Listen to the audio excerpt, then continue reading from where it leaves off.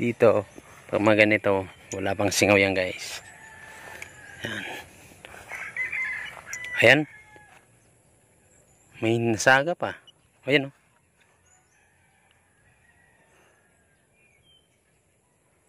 Dito banda. Posisyon ka dito.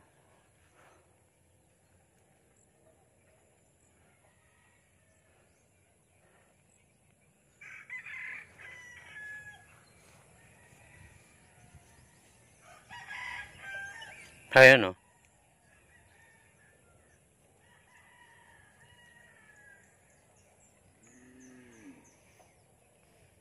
Dapat guys, itong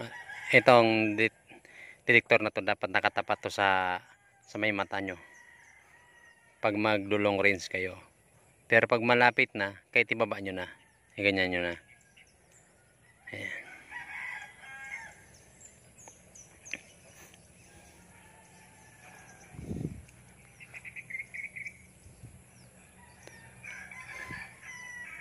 Sagap tayo dito eh. Dapat pa nakaposisyon ng oh. Ganyan ang paghanap guys.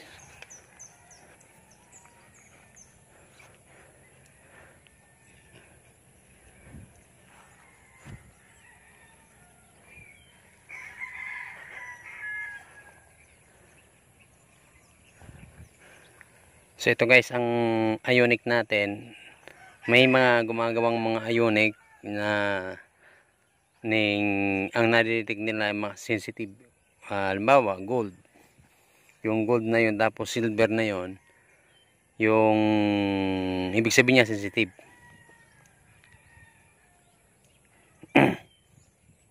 Ito kasi guys, ang dinidetect nito ang minimum na 1 kilong gold yung matagal na nakabaon, hindi siya pwedeng sariwa. Pero kung may gold ka na nakabaon tapos nasa ibabaw na, yun madidetect niya. Mas lalo na kung may hukay, yun na mas maganda. Pero pag mga ganitong wala pa, madidetect ng locator yan sa singaw na hindi ionic. Ang ionic kasi, ang dinidetect niya yung talagang bitak na singaw na singaw. Hindi mo na kailangan pa ng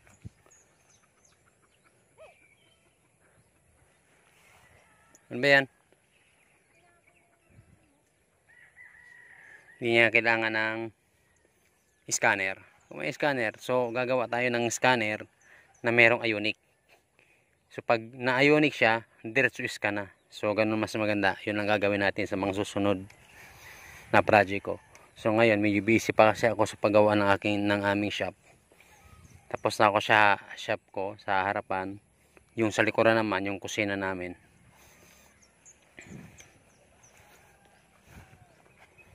So ito guys, pag medyo malubat-lubat na siya, 12.4, ibig sabihin niyan, madali na siya malubat. Makonsumo kasi pag ionic eh. Dapat ang kailangan mo ng battery dito, dapat 16 voltage. Dalawang 9 volt battery to.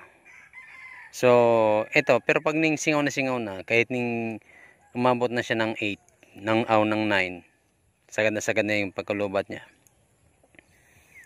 Tumutunog pa rin yung pula niya. Kasi hindi na yan guys tutunog yung pula niya eh. Hindi na niilo yung pula tapos yung yellow niya, yung green na lang.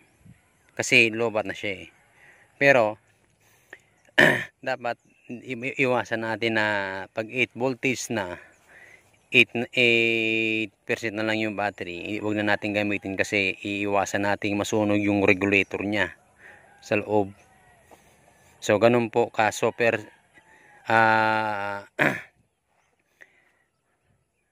so dito siya hindi siya sensitive. Ang pag sinabing sensitive kasi gold, silver, nare-detect niya mga alahas. So ito nga, hindi nare-detect yung alahas ni Mrs. eh. Yung yung 18 karat, hindi niya ma-detect. So yan siya guys, makita nyo.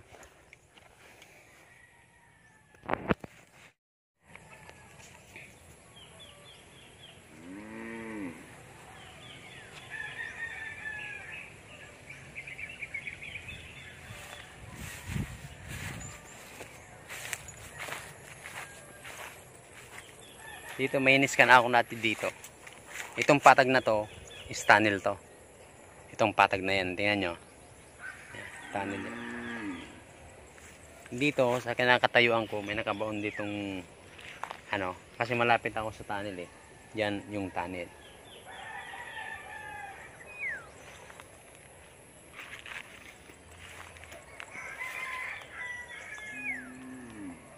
So yan. Wala tayong mahagip dito. Kanina may nahagip akong signal. Yan.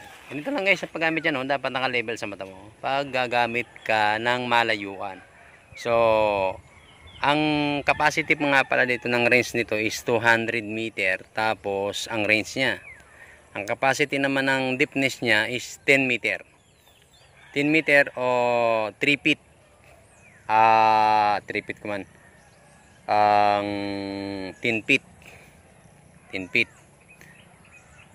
O 10 feet. Pag 10 meter, 10 feet times 10. Yun. 50 feet. Yun. So, abangan nyo guys yung gagawin natin na scanner na with ionic. Yung mga sinasabi ng iba dyan na ng ionic. Oo, pag sinasabing ionic kasi is singaw ng gold. Pero ang ionic kasi yung ang detect talaga mismo ng detector na to is singaw ng gold. Yung matagal na nakabaon.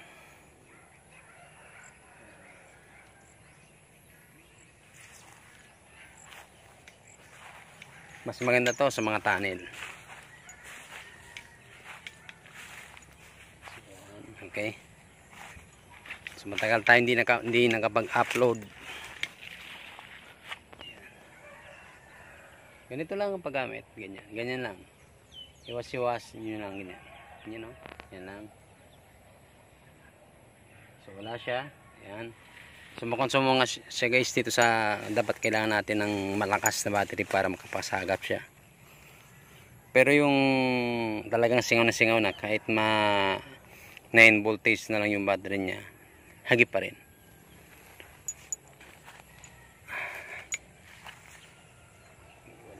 Wala. Okay. Wala tayong mahagip. Pero doon sa pinakababa, may hinahagip ako. Kukuha nga pala kami ng kangkong. Wait.